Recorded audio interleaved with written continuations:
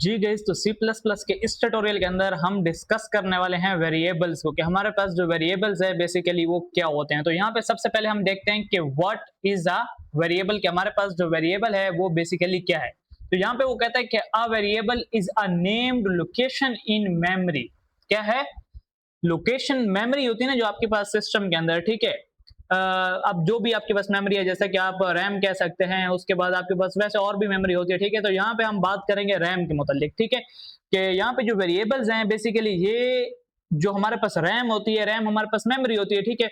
अब उस मेमोरी के अंदर ना किसी जगह पे अगर आपका डेटा स्टोर हो रहा है ना, तो उस जगह का जो नाम होगा हम उसको कहेंगे वेरिएबल, ठीक है।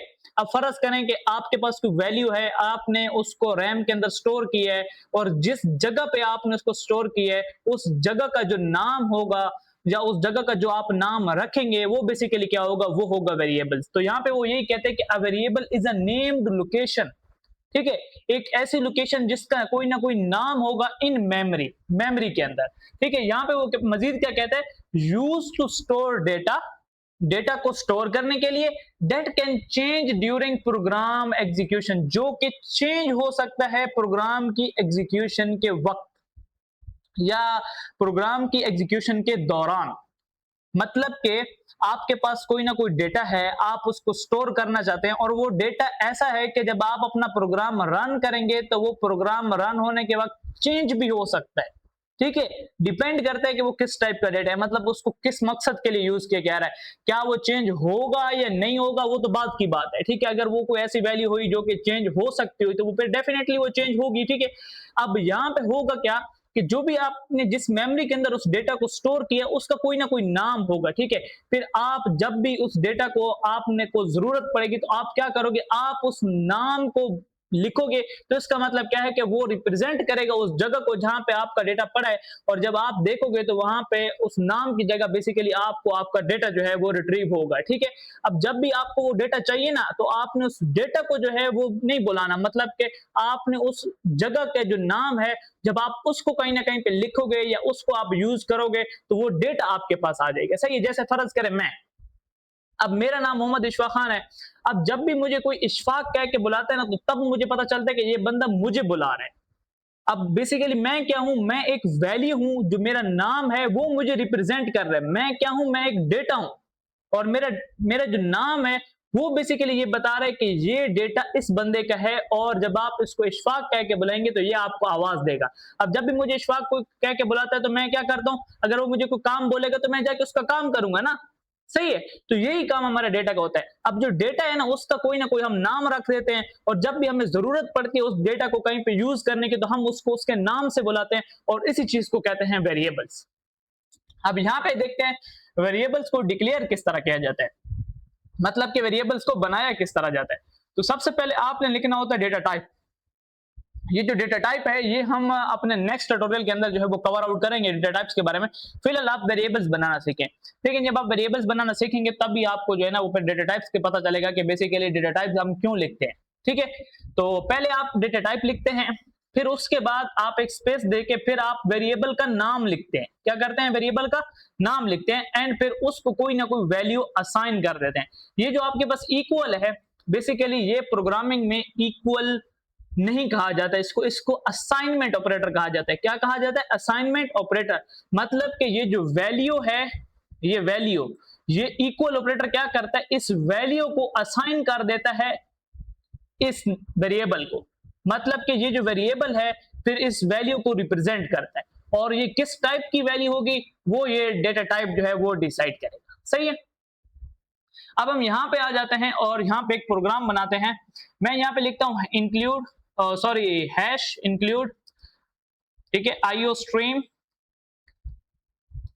एंड यहां पे क्या लिखूंगा, यूजिंग नेम स्पेस एसटीडी, और इसके बाद मैंने यहां पे क्या लिखना, इंट मेन, ठीक है। ये मैं इसी वजह से बार बार लिख रहा हूं ताकि आप लोगों को ये चीज याद हो जाए। और उसके बाद मैं यहां पे लिखूंगा रिटर्न 0। ये वो कोड है जो कि मुझे हर प्रोग्राम को चलाने के लिए मुझे चाहिए। ठीक है, ये वो कोड है, जब भी मैं कोई प्रोग्राम रन करना चाहूंगा तो उसके पहले मुझे ये कोड लिखना ही लिखना है। अब अगर मैं रन कर दूं ना इस प्रोग्राम को, ये प्रोग्राम रन हो जाएगा और ये मुझे एम्प्टी वैल्यू, एम्प्टी जो डेटा है या एम्प्टी जो भी आप आउटपुट कह दें, मुझे एम्प्टी मिलेगी। ठीक है, क्योंकि इसमें अभी कोई भी ऐसी चीज नहीं है जो कि मुझे कोई आउटपुट दे सके। सही है, अब यहाँ पे हम क्रिएट करेंगे वेरिएबल। सबसे पहले अगर हम वेरिएबल वाली जगह पे आते हैं तो डिक्लेयर किस तरह करना है, पहले डेटा टाइप, फिर यहाँ पे वेरिएबल का नाम एंड फिर यहाँ पे क्या, वैल्यू असाइन करनी है। ठीक है, तो मैं यहाँ पे आता हूं, मैं लिखता हूं इंट इंटीजर डेटा टाइप। ठीक है, कौन सी data type, integer data type. और मैंने आपको पिछले ट्यूटोरियल में जो है बताया है कि इंटीजर डेटा टाइप में कौन सी वैल्यूज आती हैं, ऐसी वैल्यूज जिसमें डेसिमल पॉइंट नहीं होता, मतलब कि 0 से लेके इंफिनिटी तक वो वाली वैल्यूज जिसमें कोई भी डेसिमल पॉइंट नहीं है, जैसे कि 0 1 2 3 4 5 to up to so on. ठीक है, वो वाली वैल्यूज इंटीजर टाइप में आ जाते हैं। ठीक है, तो मैंने यहाँ पे इंट लिखा और उसके बाद मैं यहाँ पे वेरिएबल का नाम देता हूँ। अब वेरिएबल का नाम आप कोई भी दे सकते हैं, जैसे कि मैंने यहाँ पे x दे दिया, क्या दे दिया, x। आप यहाँ पे y दे दें, आप यहाँ पे z दे दें, आप यहाँ पे मार्क्स लिख दें। ठीक है, ये मार्क्स, मैं कहता हूं कि ये क्या है, स्टूडेंट के मार्क्स हैं। तो मैंने यहाँ पे इंट और फिर मैंने वेरिएबल का नाम क्या रखा, मार्क्स। ठीक है, यहाँ पे आप कुछ भी लिख सकते हैं, कोई भी वेरिएबल का नाम जो आपको आपके प्रोग्राम के मुताबिक या जो आपकी रिक्वायरमेंट आपको कह रही है, आप वो नाम दें यहाँ पे। ठीक है, कोई इश्यू नहीं है, आप यहाँ पे कोई भी नाम लिख सकते हैं। फिर उसके बाद यहाँ पे आपने इसको वैल्यू असाइन कर देनी है, जैसे कि मैं कहता हूं कि स्टूडेंट के 50 आउट ऑफ 45 मार्क्स आए। ठीक है, कितने मार्क्स हैं, 45 स्टूडेंट के मार्क्स हैं। अब मैं इस वैल्यू को देखना चाहता हूं, क्या करना चाहता हूं, देखना चाहता हूं। और तो अब मैं इसको कैसे देखूंगा, मैं इसको प्रिंट कराना चाहता हूं अपनी स्क्रीन के ऊपर, जो मेरी टर्मिनल वाली जगह आ जाती है जहां पे मुझे मेरी आउटपुट दिखती है, तो मैं वहां पे इसको देखना चाहता हूं। मैं यहाँ पे लिखूंगा सी आउट। सी आउट लिखने के बाद मैंने यहाँ पे सी आउट का जो भी सिंटैक्स है वो मैंने लगाया, मतलब यहाँ पे मैंने डबल जो है वो क्या लगाया, लेस देन का जो सिंबल्स हैं वो यूज किए। एंड यहाँ पे मैं लिख दूंगा मार्क्स, जहां पे पिछली बार मैंने स्ट्रिंग लिखी थी, क्या लिखी थी, यहाँ पे पिछली बार मैंने स्ट्रिंग लिखी थी। अब यहाँ पे मैंने मार्क्स लगा दिया और यहाँ पे एंडल लगा के मैं इसको बंद कर दूंगा। तो यहाँ पे आप देखें, ये मेरे पास क्या है, डेटा टाइप है, ये मेरे पास वेरिएबल का नाम है, ये मेरे पास वैल्यू है 45।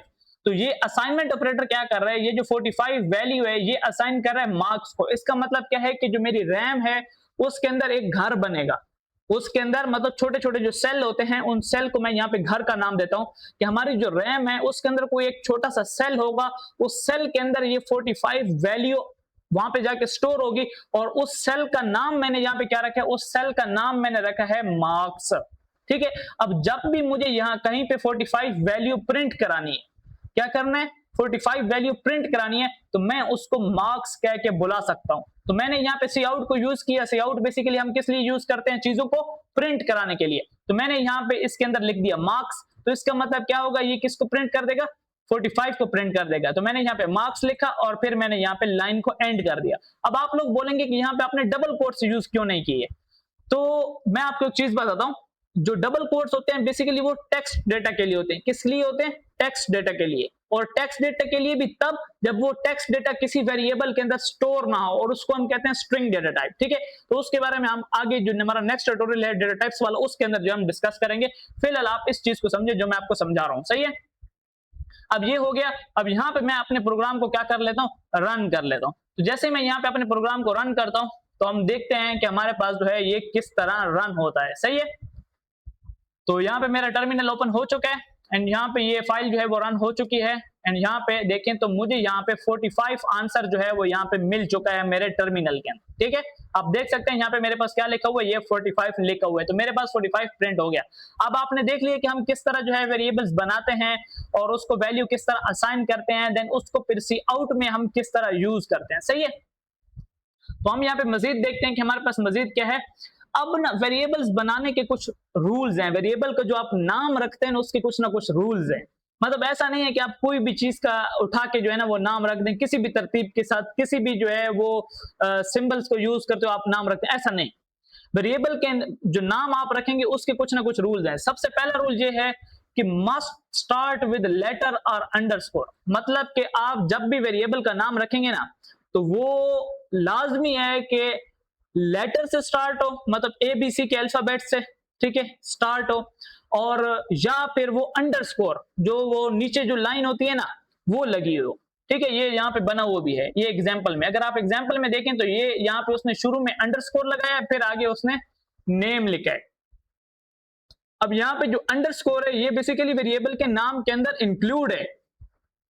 यहाँ पे जो भी वेरिएबल का नाम, अब यहाँ पे वेरिएबल का नाम भी नेम ही है, जो नेम हमारे पास वर्ड है वही वेरिएबल का नाम है, और यहाँ पे उसके शुरू में उसने अंडरस्कोर लगाया। अब यहाँ पे उसने दूसरा वेरिएबल बनाया एज, तो यहाँ पे अगर आप देखें तो एज के शुरू में पहला लफ्ज एज का क्या है, वेरिएबल का पहला लेटर आपके पास, सॉरी कैरेक्टर क्या है, वो है लेटर, ठीक है।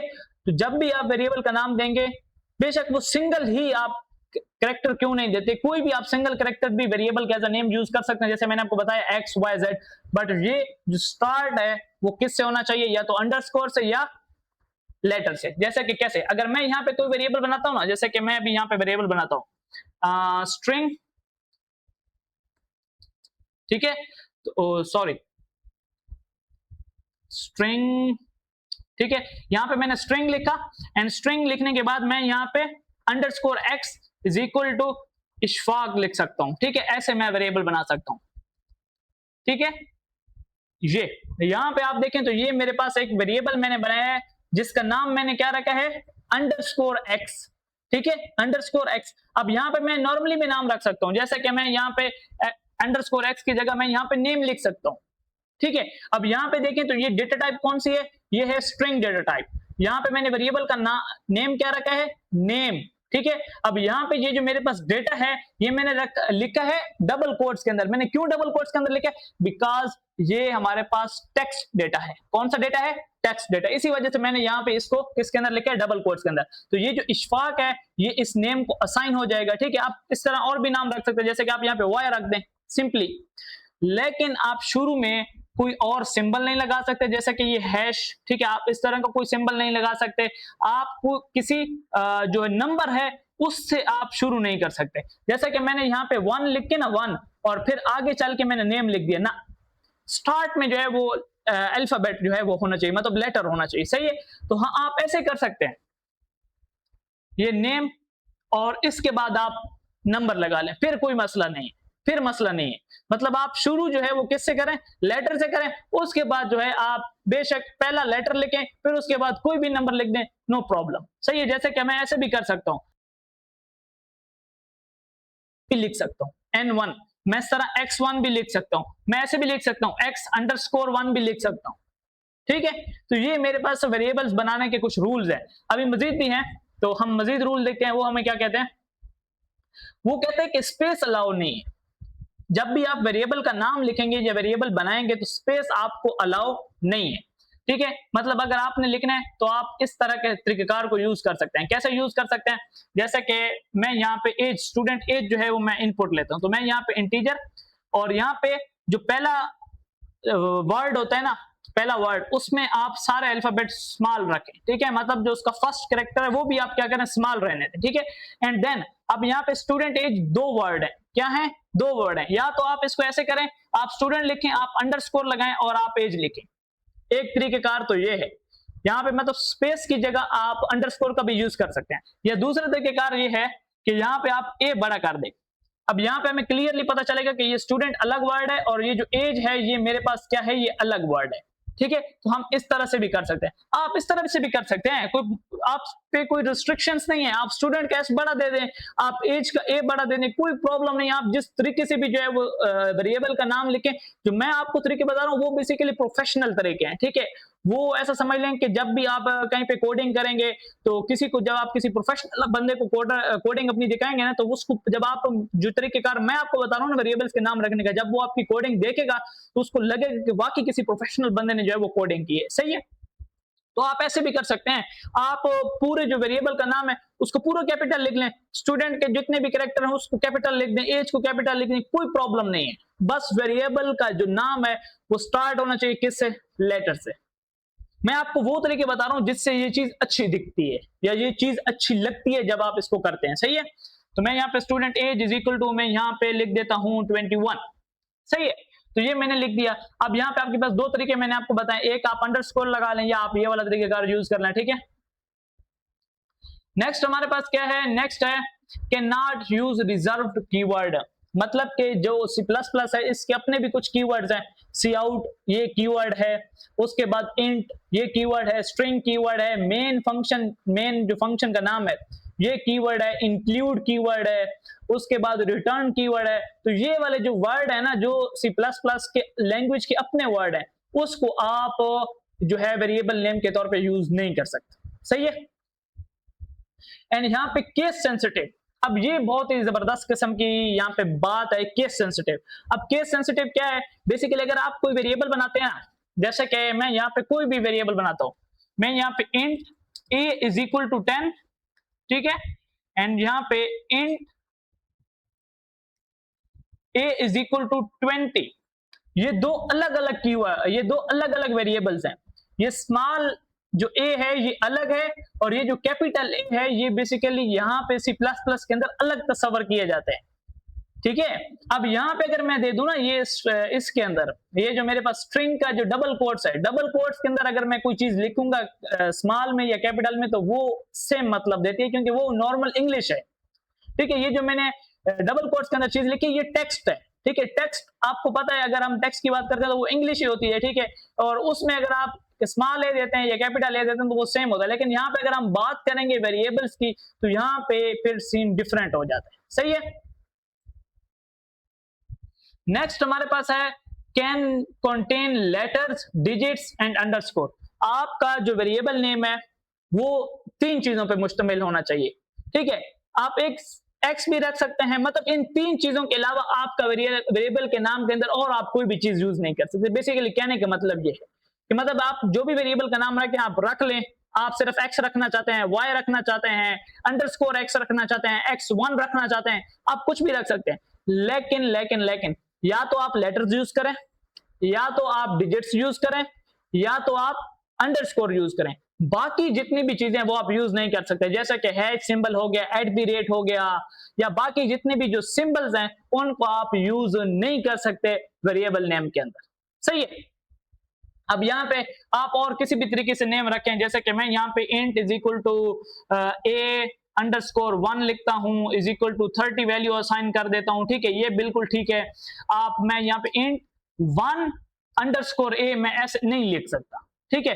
हाँ, ना मैं ऐसे लिख सकता हूँ, ना मैं ऐसे हैश का सिंबल जो है वो लगा सकता हूँ, मैं ऐसा बिल्कुल भी नाम नहीं रख सकता। आपने क्या करना है, शुरू में लेटर, उसके बाद आप चाहे तो एक करेक्टर का आप नाम रखें, चाहे 2 का रखें, चाहे 3 का रखें, चाहे 10 का रखें, चाहे 20 का रखें। बड़ा वेरिएबल का नाम भी आप दे सकते हैं, जैसा कि नेम ऑफ स्टूडेंट्स, ठीक है, ये भी एक वेरिएबल का नाम है, आप इतना बड़ा भी नाम रख सकते हैं, कोई प्रॉब्लम नहीं है। याद रखना है आपने letters, digits and underscore use करना है। अंडरस्कोर आप शुरू में भी यूज कर सकते हैं, स्पेस की जगह भी यूज कर सकते हैं, या वैसे यूज करना है तो कर लें। डिजिट्स जो है वो आप शुरू में यूज नहीं कर सकते, बाकी वेरिएबल नेम के अंदर कहीं पर भी आप यूज कर सकते हैं। स्पेस यूज नहीं करनी, एंड बाकी कोई और जो स्पेशल सिंबल है, जैसे कि ये एक्सक्लेमेटिव मार्क हो गया, @ हो गया, हैश सिंबल हो गया, डॉलर सिंबल हो गया, परसेंटेज सिंबल हो गया, इन चीजों को आप यूज नहीं कर सकते एज अ वेरिएबल नेम, सही है।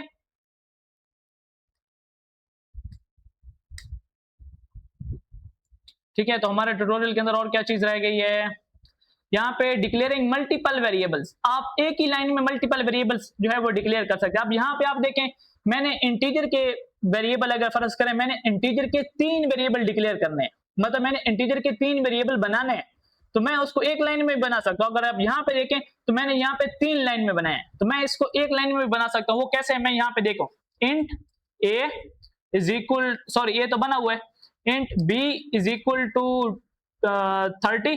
अच्छा, वेरिएबल का अगर एक बार वेरिएबल बन चुका है एक नेम से, तो आप दोबारा उस नेम को किसी और वैल्यू के लिए यूज नहीं कर सकते। मतलब कि अगर यहाँ पे एक ए जो है ना, ए मैंने एक बार बना ली है, तो आप दोबारा उस ए को अपने प्रोग्राम के अंदर यूज नहीं कर पाएंगे, आपको फिर कोई और नाम रखना पड़ेगा, ठीक है। मतलब कि 2 वेरिएबल्स का सेम नेम नहीं हो सकता। हाँ, वैल्यू सेम हो सकती है, वैल्यू में कोई प्रॉब्लम नहीं है। मतलब कि आपने a इज इक्वल टू 10 किया, b इज इक्वल टू भी आप 10 कर सकते हैं, कोई प्रॉब्लम नहीं, सही है। तो मैं यहाँ पे b इज इक्वल टू 30 करता हूं, फिर उसके बाद मैं यहाँ पे क्या लगाता हूं, अच्छा यहाँ पे आप देखें तो आपने कॉमा लगाना है, क्या लगाना है, कॉमा। कॉमा से आपने चीजें सेपरेट करनी है। अगर आप एक लाइन में मुख्तलिफ किस्म के वेरिएबल दे रहे हैं, तो मैंने b इज इक्वल टू 30, फिर मैंने कॉमा लगाया, फिर मैं c इज इक्वल टू 40, फिर मैंने कॉमा लगाया, फिर मैं d इज इक्वल टू 50। देखो मैंने एक ही लाइन के अंदर 3 वेरिएबल्स बना लिए। कितने वेरिएबल्स बना लिए? 3 वेरिएबल्स। सही है, तो आप इस तरह मल्टीपल वेरिएबल्स भी जो है वो बना सकते हैं। नेक्स्ट हमारे पास क्या है? Variable without initialisation. फर्ज करें कि आपको एक वेरिएबल बनाना है, लेकिन वैल्यू आपने आगे चल के प्रोग्राम के कुछ टाइम बाद जो है वो उसको देनी है। ठीक है, तो जैसे कि मैं यहाँ पे बना लेता हूं इंट x। ठीक है, x तो मैंने ऊपर बनाया तो नहीं है ना, नहीं बनाया। ठीक है, तो मैंने यहाँ पे एक वेरिएबल बनाया x, लेकिन अगर आप देखें तो मैंने इसको कोई भी वैल्यू नहीं दी, कोई भी वैल्यू नहीं दी। तो इसका मतलब ये है कि मैंने एक वेरिएबल जो है उसको बना लिया है, लेकिन अभी तक मैंने उसको कोई भी वैल्यू जो है वो असाइन नहीं किया। तो वैल्यू मैं बाद में भी असाइन कर सकता हूं। जैसे कि मैंने यहाँ पे इंट x बना लिया है ना, वेरिएबल मैंने बना लिया, तो वैल्यू मैं नीचे वाली लाइन पे भी दे सकता हूं, x इज इक्वल टू 30। मैं ऐसे भी कर सकता हूं। ठीक है, तो यहाँ पे ये क्या कहते हैं? Create variable without initialisation. सही है, तो यहाँ पे वो कहता है कि note in C++ uninitialized variables contain garbage values until assign, always initialize before use। अब ये बहुत उसने जबरदस्त बात की है कि अगर आप कोई वेरिएबल बना लेते हैं और आप उसको खुद से कोई वैल्यू अभी नहीं देते, तो आपने याद रखना है कि उसके अंदर बाय डिफॉल्ट कोई और वैल्यू आ जाती है।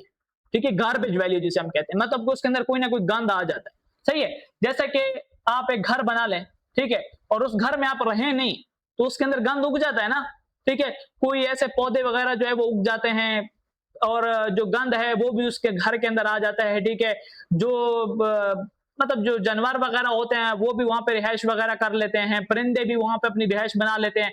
तो मतलब ये सारी चीजें उसके अंदर आ जाती हैं। अगर एक घर आप बना लेते हैं और उसके अंदर आप रहते नहीं, तो यही बात वो कर रहे हैं कि जब आप एक वेरिएबल बना लेते हैं और अगर आपने उसके अंदर कोई वैल्यू नहीं डाली, आपने सिर्फ बना के छोड़ दी है, तो उसके अंदर जो है बाय डिफॉल्ट गार्बेज वैल्यूज आ जाती है। मतलब ऐसी वैल्यूज जो कि आपने नहीं दी लेकिन उसके अंदर आ जाती है। ठीक है, वो कोई भी वैल्यू हो सकती है। तो वो कहता है कि जब भी आपने उस वेरिएबल को कहीं पे यूज करना है, तो पहले उसके अंदर वैल्यू लाजमी जो है वो असाइन करें। बेशक आप वेरिएबल बना के थोड़ी देर बाद वैल्यू असाइन करें, लेकिन जब आप यूज करें तो उससे पहले आपने इसके अंदर कोई ना कोई वैल्यू जो आपने अपनी डालनी है वो इसके अंदर लाजमी डालना। सही है, तो वो ये बात कहता है। सही है, यहां पे मजीद यहाँ पे बात करते हैं कांस्टेंट वर्सेस वेरिएबल्स। ठीक है, तो हमारे पास कांस्टेंट क्या होते हैं, वेरिएबल्स क्या होते हैं। वेरिएबल्स जो है वो चेंज हो सकते हैं। मतलब अगर आपने वेरिएबल को कोई एक वैल्यू दे दी है, बाद में आपको लगता है कि नहीं इसके अंदर ये वाली वैल्यू नहीं होनी चाहिए, कोई और वैल्यू होनी चाहिए, तो आप उसको बाद में चेंज कर सकते हैं। और यहाँ पे हम अगर बात करते हैं किस चीज की, कांस्टेंट की, तो कांस्टेंट जो है वो चेंज नहीं होता। अगर आपने उसको एक बार वैल्यू दे दी है तो फिर आपके पूरे प्रोग्राम के अंदर आप उस वैल्यू को ही यूज करेंगे। मतलब कि आप जहां पे आपने वैल्यू दी है वहां पे तो आप चेंजिंग वगैरह कर सकते हैं। ठीक है, वो मसला नहीं है। मतलब कि अगर आपने, जैसे कि मैं यहाँ पे आपको बताऊं ना कि यहाँ पे मैंने x इज इक्वल टू 30 दिया ना, नीचे मैं जाता हूं और मैं कहता हूं कि x इज इक्वल टू 40 मैंने कर दिया। देखो ये ऊपर मैंने x is equal to 30 value दी है, लेकिन मैंने फौरन नीचे वाली वैल्यू पे, नीचे वाली जगह पे जाके x इज इक्वल टू 40 कर दिया। तो यहाँ पे ये मैं वैल्यू चेंज कर रहा हूं। ठीक है, अब यहाँ पे अगर मैं फर्ज करूं, लिखता हूं ना सी आउट, और यहाँ पे मैं लिखता हूं x, एंड यहाँ पे मैं एंडल लगा देता हूं। क्या लगाता हूं? एंडल। और यहाँ पे अगर मैं बात करूं, मैं लिखता हूं सी आउट, ठीक है, और यहाँ पे मैं लिखता हूं x, और यहाँ पे मैं लिखता हूं एंडल। क्या लिखता हूं? And L. अब यहाँ पे जब मेरे पास पहले प्रिंट होगा तो वो 30 वैल्यू प्रिंट होगी, और फिर जो मेरे पास नेक्स्ट x की वैल्यू प्रिंट होगी वो मेरे पास प्रिंट होगी 40। सही है, तो जैसे मैं यहाँ पे इसको रन करूंगा ना, तो आप देखना ये रन हो रहा है अभी। तो यहाँ पे ये देखें, पहले मेरे पास 30 प्रिंट हुआ जब x की वैल्यू मैंने 30 की हुई थी। नीचे वाली लाइन पे मैंने x की वैल्यू 40 कर दी, तो उसने फिर वो 30 को रिमूव करके उसने 40 वैल्यू जो है वो मुझे प्रिंट करके दी है। सही है, तो ये मैं चेंज कर सकता हूं। लेकिन यहीं पे अगर ये x मेरे पास कांस्टेंट होता, तो यहाँ पे अगर मैंने एक बार वैल्यू दे दी तो फिर मैं यहाँ पे नीचे आके उसको चेंज नहीं कर सकता था।